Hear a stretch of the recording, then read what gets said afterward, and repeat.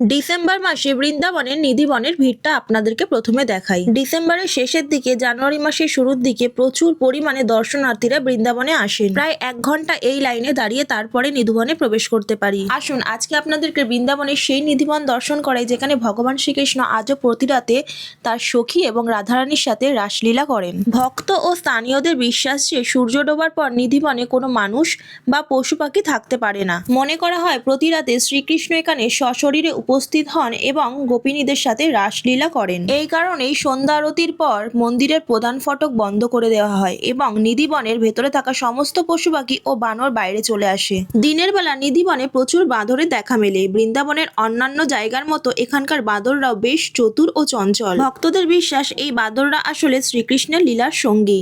তারা দর্শনার্থীদের চশমা, মোবাইল ও খাবারের ব্যাগ নিয়ে নেয় এবং সাধারণত কোনো মিষ্টি বা ফলের বিনিময়ে সেগুলো ফেরত দেয়। আপনারা যদি বৃন্দাবন পরিক্রমায় যান তাহলে নিধিবনে অবশ্যই আসবেন। আর কারা কারা নিধিবনে এর আগে এসেছেন সেটিও কমেন্ট করে জানাবেন। সকলকে রাধে রাধে।